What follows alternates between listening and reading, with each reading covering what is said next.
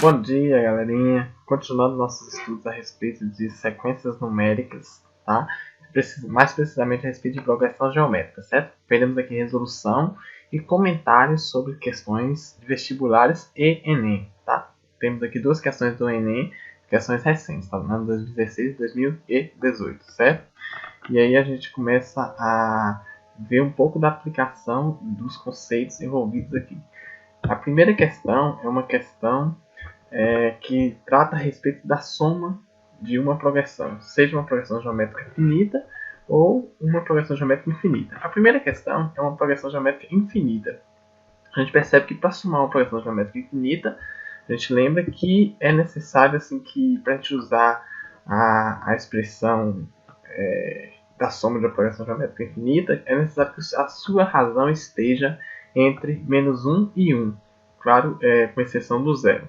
Então a gente percebe que essa progressão aqui, a razão dela é você pegar o segundo termo e dividir pelo primeiro, por exemplo. Né? 2 nonos por 2 terços. A gente descobre que essa razão é de 1 terço. Então a gente pode aplicar aquela definição de soma de uma progressão geométrica infinita, que é o primeiro termo dividido por 1 menos q. Certo? Fazendo isso, o primeiro termo é 2 terços, dividido por 1 menos q, que é 1 terço.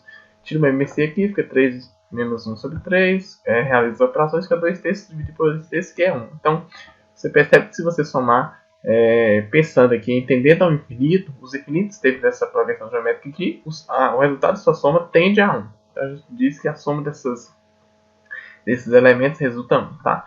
Isso pensando em infinito. Letra B. A soma dos elementos da sequência numérica é infinita. A gente tem mais uma vez aqui uma sequência infinita e a gente quer calcular essa soma. Então, mais uma vez, a sua razão deve ser parecida com a razão da primeira, ou seja, um valor entre 1 e menos 1, com exceção do zero.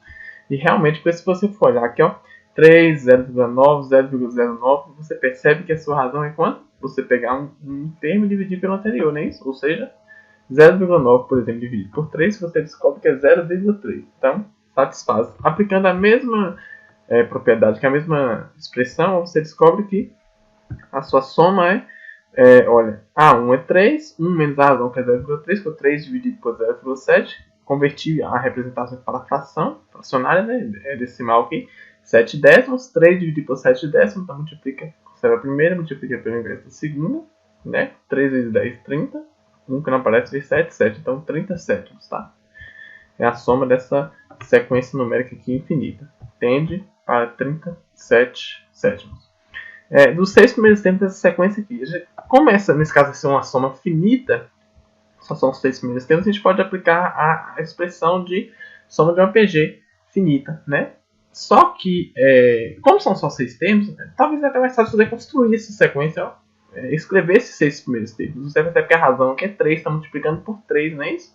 Então, menos 4, menos 12, menos 36, vezes 3, menos 108, vezes 3 dá menos 24, e vezes 3 dá menos 972. Esses são os 6 primeiros termos. Então, a soma, na verdade, é você somar esses 6 elementos, que resulta em 1456. Se quiser utilizar a expressão de soma de uma PG finita, pode, né, que é a A1 vezes Q elevado a N menos 1 sobre Q menos 1, não é isso? Mas a gente não precisa.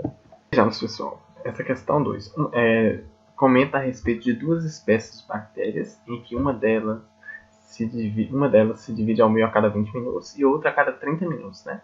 E aí quer saber, após 3 horas, qual a razão de bactérias da primeira e da segunda espécies, né? Considerando que cada uma delas inicia com uma única bactéria.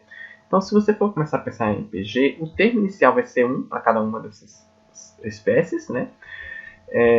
E a razão será 2, porque quando divide ao meio, duplica. Mas, se você quiser fazer a tabelinha, porque talvez é até mais prático, muitas questões do Enem cobra, se você fazer pela espécie de montar uma tabela, esse método de contagem, fica mais simples. Então, ó, tem que tomar cuidado o seguinte, o termo inicial, que é 1, nesse momento o tempo é 0, não passou nem um minuto ainda. Após 20 minutos, terão aqui, né, 2 bactérias, e assim sucessivamente, ou seja, na espécie 1, após 180 minutos, que são 3 horas, terão aqui 512 bactérias.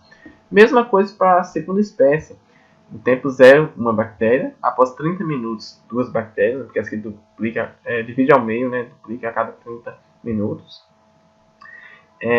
E após 180 minutos, serão 64 bactérias. Então, se você for observar aqui, nessa essa sequência aqui, né, tem a maior quantidade de termos do que a segunda, porque essa aqui duplica a cada 20 minutos e essa a cada 30.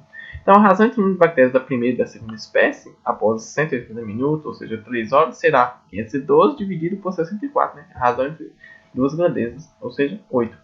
Ou você poderia utilizar também o termo geral, né?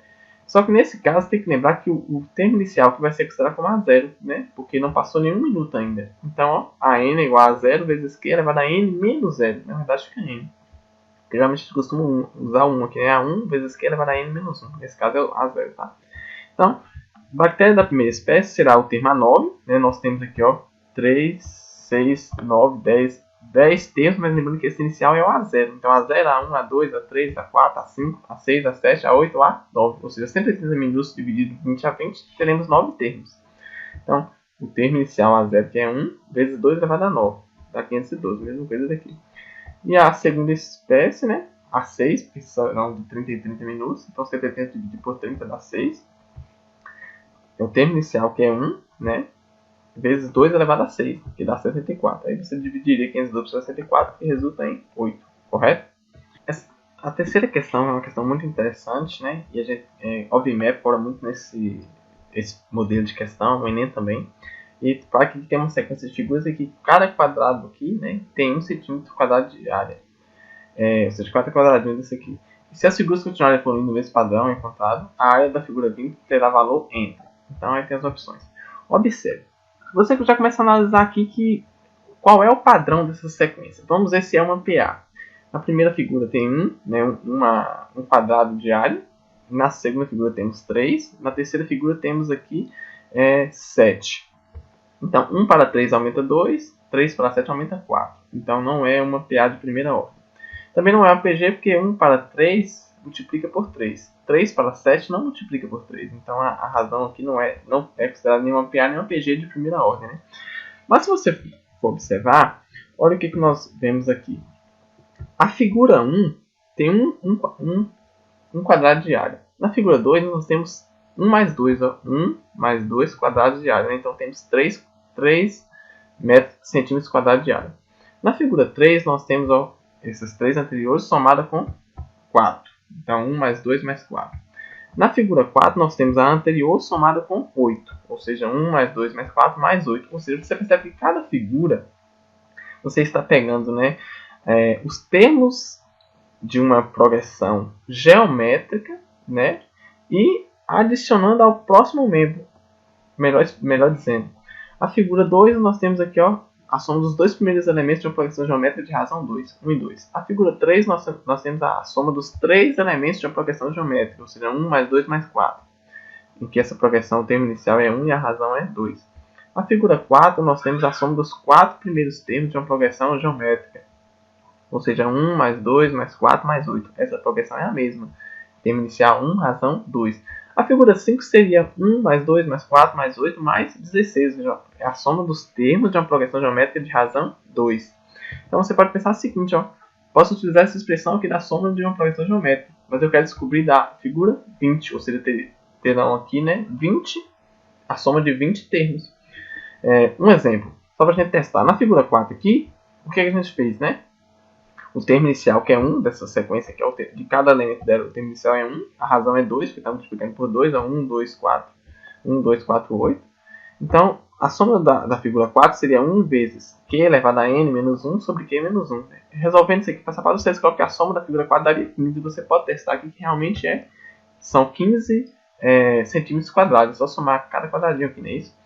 Mas a gente quer saber a soma da figura 20, então fazendo S de 20 é igual a 1, que é o termo inicial, ó, inicia sempre com 1 aqui, vezes 2 elevado a q, ou melhor, q elevado a n, né? A razão é 2, q elevado a n, que é 20, menos 1, sobre q menos 1, ou seja, 2 menos 1, né? Utilizando essa expressão aqui, tá?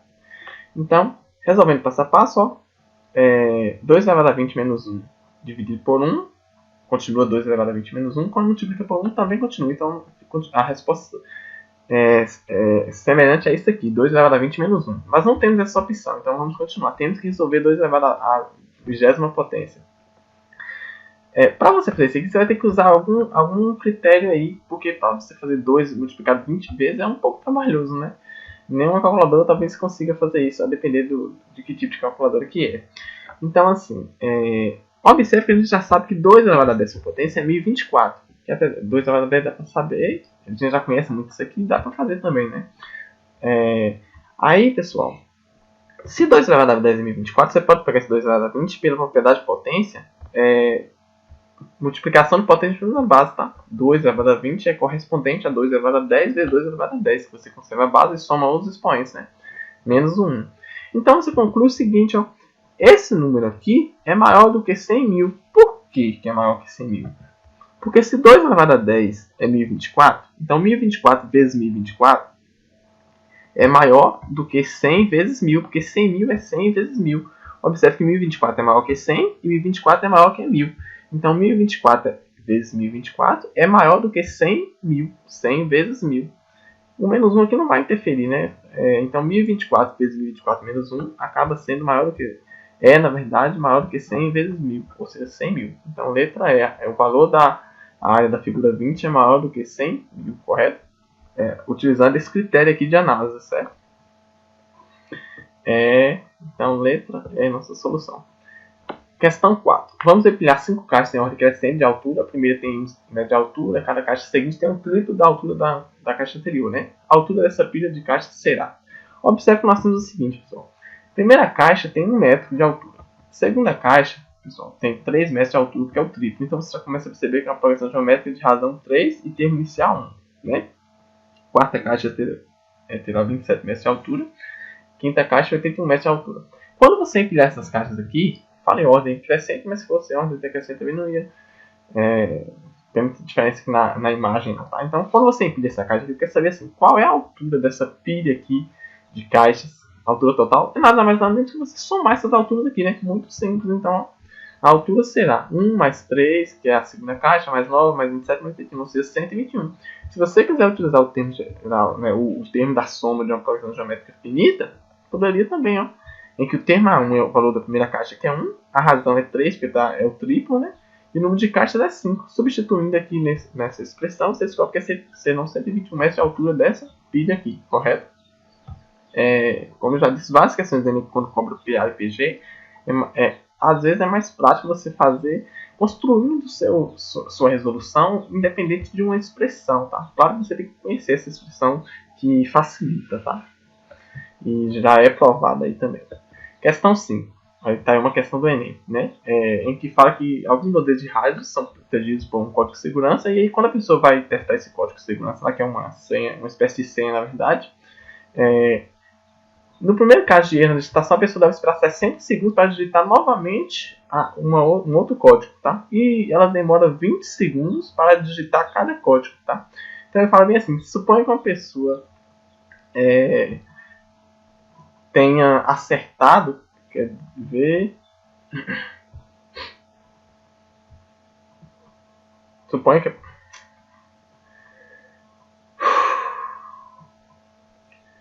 Então, uma questão do Enem 2018. Algum modelo de rádio automotivo, né, fala aqui que usa um código de segurança, que é uma espécie de senha, e para ativar o sistema de áudio, deve-se digitar um código secreto, né, composto por 4 algarismos. E assim, no primeiro caso, se você errar essa senha, você tem que esperar 60 segundos para digitar uma nova senha, um novo código, certo? E também comenta que cada tentativa, cada vez que você vai digitar uma senha, você gasta aqui 20 segundos, certo? E aí, pergunta o seguinte,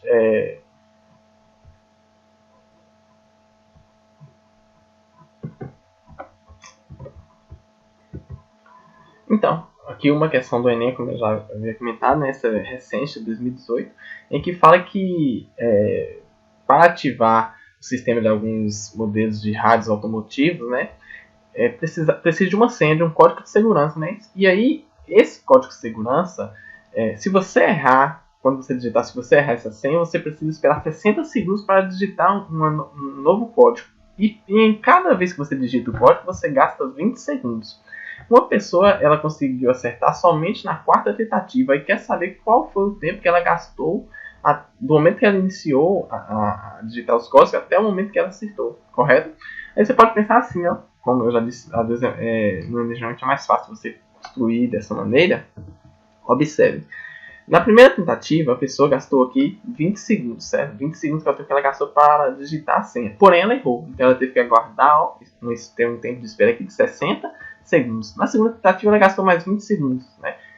Porém, errou. Teve que esperar 120 segundos. Por que 120 segundos? Porque tem um detalhe importante aqui na questão também, que o tempo de espera duplica em relação ao tempo de espera anterior a cada digitação errada. Ou seja, se ela esperou 60 segundos aqui na primeira vez que ela errou, na segunda vez quando ela errou, ela teve que esperar 120 segundos. E aí teve a terceira tentativa, né? Que o tempo é o mesmo de cada tentativa, né? 20 segundos.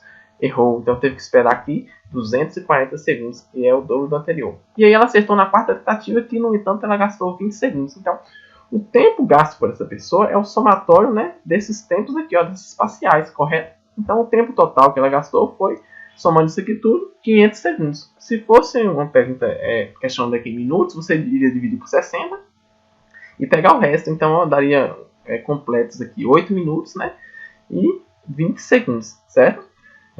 8 minutos completos e um resto aqui de 20 segundos. Ou você poderia utilizar também, como já disse, uma sequência. Só que a sequência seria relacionada só ao tempo de espera. Ó. É uma progressão geométrica de razão 2. 60, 120 e 240. Essa aqui. E teria que somar os 20 segundos aqui utilizados nas 4 tentativas. Então, seria a soma desses 3 elementos mais 4 tentativas de 20 segundos. Que daria um total aqui de 500 segundos, correto? Utilizando aqui, na primeira parte, a expressão da soma de uma PG finita. Então, pessoal, essa questão 6, que é uma questão muito interessante, porque você vai começar a enxergar a progressão geométrica de maneira mais específica, ainda mais clara, como uma recorrência, ou seja, termos que dependem, né, dos termos anteriores, ou seja, a gente chama isso de recorrência. Então, assim, dado x0 igual a 1, uma sequência de números x1, x2, x3 e assim por diante satisfaz a condição xn é igual a xn menos 1, ou seja, essa é a fórmula de recorrência, digamos assim, como você vai construir a sequência, para todo inteiro n maior ou igual a 1 em que A é uma constante não nula. Aí, letra A. Quando A é igual a 2, obtém o termo x11. Você percebe o seguinte, ó, o que nós temos aqui? O termo x0 é 1, temos a fórmula de recorrência e o termo A constante aqui, nesse caso, vale 2. Assim a gente tem o seguinte, pessoal, quem é x1? x1 é, substituindo o n aqui por 1, A, que é a constante 2, né? Vezes x, n é 1, 1 menos 1, ou seja, x1 é 2 vezes x0, que é 1 menos 1, ou seja, o termo x1 é 2 vezes o termo anterior. E no caso, o termo anterior, que é o x0, vale 1. Tá? Então, 2 vezes 1, 2. Continuando. Quem é o termo x2? É 2, né, que é a constante, vezes x, 2 menos 1, que na verdade é só para dizer que isso aqui é o termo anterior. Se nós estamos no x2, o termo anterior é o x1. Então, o termo x2 é 2 vezes o termo anterior, que no caso também vale 2. Então, 2 vezes 2, 4. O x3 é o 2, que é constante, tá? Vezes o termo anterior, ou seja, 2 vezes 4, que é 8. E assim por diante. Tem que fazer isso aqui até chegar no termo x11. Só que você percebe que o resultado dessa coluna aqui, ó, é uma progressão geométrica de razão 2. 2, 4, 8, até porque a constante aqui é 2. Então, tem um jeito mais simples, né? Mais rápido, digamos, para você descobrir o termo x11. É só você entender isso aqui com uma progressão geométrica e utilizar o termo geral. Em que, estou utilizando o termo geral em que xn é igual a x1 vezes q elevado a n menos 1. Estou começando do x1, tá? Se eu quisesse começar do x0, eu poderia considerar que x0 igual a 1, certo? Então, x11 é igual o termo x1, que é 2, vezes a razão, que é 2 também, elevado a n, que é 11, menos 1. Resolvendo passo a passo aqui, você descobre que o termo x11 é 2048, correto? Ou seja, essa linha 11 aqui, ó, se você continuasse, teria um valor de 2048. Na letra B, diz o seguinte: quando A é igual a 3, calcula o valor da soma x1, x2, né, até o elemento de posição 8, a soma da PG finita. Percebe que nesse caso aqui o A vale 3. Então o que nós temos aqui, pessoal? Observe o seguinte: x1 é igual ao valor de A vezes o termo anterior, ou seja, x1, nesse caso o A é 3 vezes x0. Como o x0 é 1, a questão já deu lá no início, então ó, o x1 é 3 vezes 1, ou seja, que é 3. Então você percebe que essa recorrência é você pegar 3 e multiplicar pelo termo anterior, o que implica que, se você for considerar como uma progressão geométrica, né, essa recorrência aqui, a razão dela será 3. Nesse caso da letra A foi 2, porque o termo de A era 2, então está multiplicando sempre por 2. E na letra B será 3. Então, para você somar os 8 termos, você pode utilizar a expressão geral o termo, né, de soma de uma PG finita, que é como a soma dos 8 primeiros termos é igual ao primeiro termo multiplicado pela razão elevada a n, que nesse caso é 8, menos 1, dividido pela razão menos 1. Então, o primeiro termo aqui é 3 vezes a razão também é 3, elevada a 8. Do resultado dessa potência você subtrai 1, dividido por 3 menos 1. Então, é 3 vezes 3 elevado à oitava potência vezes 3.561, menos 1, com CV, dividido por 2. Subtraindo 1, né, 6.560 dividido por 2 e depois multiplicando por 3, dá um total que essa soma dos 8 primeiros elementos será 9.840. Tá? Questão número 7. Essa questão é uma questão muito interessante porque relaciona aqui a cultura de bactérias, né, expansão de vírus, divisão celular, cultura de bactérias, tudo isso é muito interessante e várias seleções cobram, tá? Enem, vestibulares, concursos. E aí fala o seguinte, que uma cultura de bactérias, o número de micro-organismos, duplica a cada 20 minutos. Iniciando com uma população de 100 bactérias, o tempo T necessário para se construir uma população de 5.000 bactérias é tal que... Esse é para você inicia aqui, pessoal, com 100 bactérias. Se ela duplica, você pode entender isso como uma progressão geométrica de razão 2. Ou seja, isso é de maneira muito rápida. Inclusive, o próprio coronavírus foi considerado uma taxa até maior que 2 algumas vezes aqui no Brasil.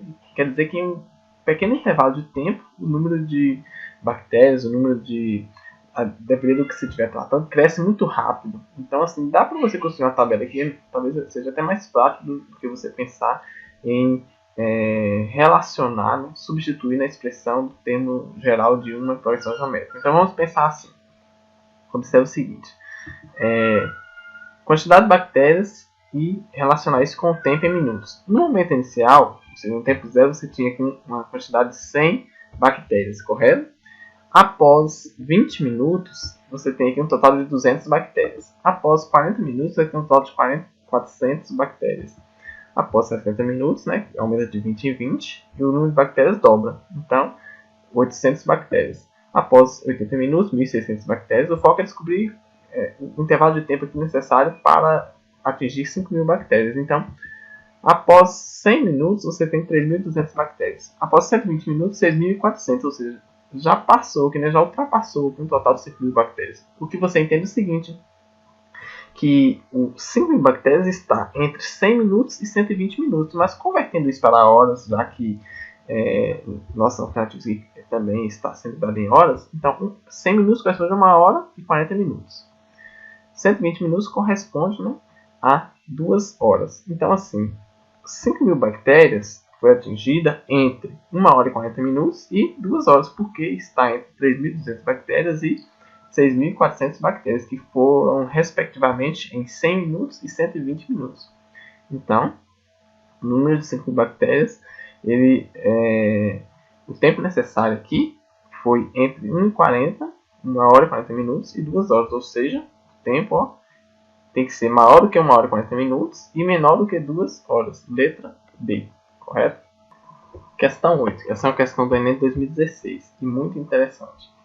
Em um trabalho escolar, vão convidar a calcular a área de vários quadrados, né, que estão dispostos dessa forma aqui. E o primeiro quadrado da sequência tem lado medindo 1 centímetro. O segundo quadrado tem lado medindo 2, o terceiro lado medindo 3, o quarto medindo 4 e assim por diante, tá? Então, assim, ele pergunta bem assim, ele questiona, a área do quadrado que ocupa a posição n da sequência foi representada por AN. E aí é o seguinte, para n maior ou igual a 2, o valor da diferença de AN menos AN menos 1 em centímetros quadrados é igual a...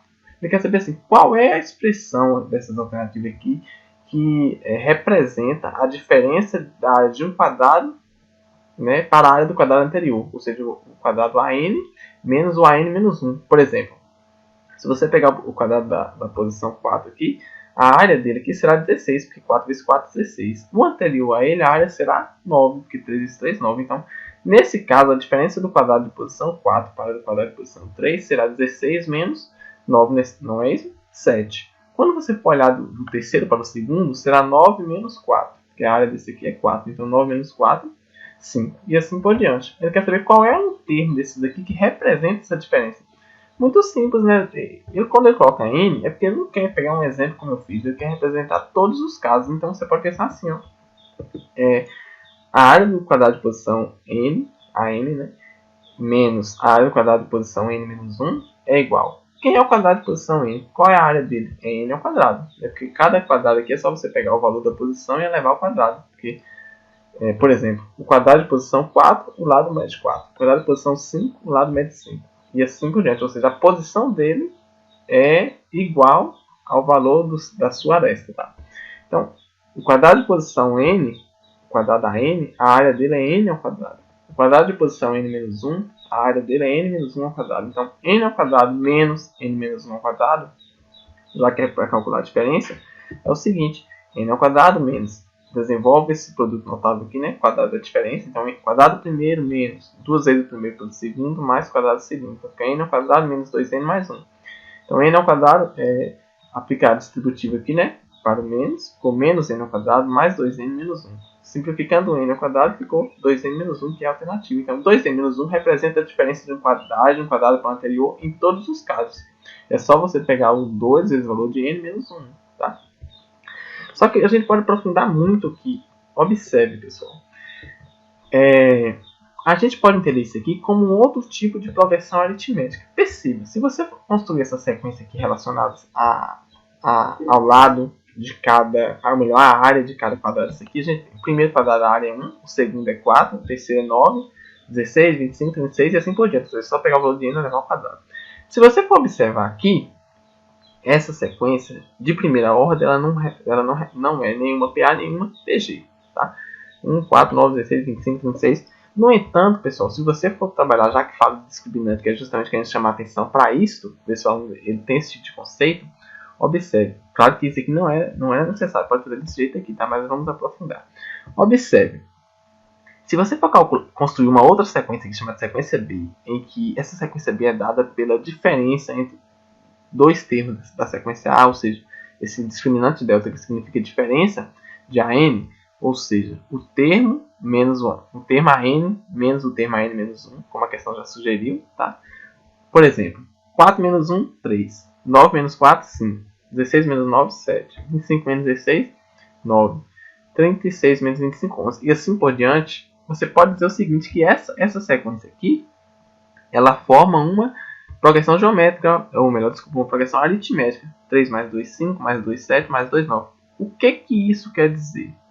Toda sequência numérica em que a sequência formada pelas diferenças dos termos aqui é uma progressão aritmética, significa dizer o seguinte, essa progressão aqui anterior é uma progressão aritmética de segunda ordem, e essa é de primeira ordem. Por que de segunda ordem? Porque a diferença entre seus termos forma uma progressão aritmética. Tá? Então isso aqui é relacionando a progressão aritmética de segunda ordem, correto? Como eu já disse, é só você pegar um termo e subtrair o anterior. E aí, se a sequência de respostas aqui formar uma progressão aritmética, quer dizer que aquela primeira é uma progressão aritmética, porém de segunda ordem. Tá? Certo? Muito obrigado, bons estudos e até mais.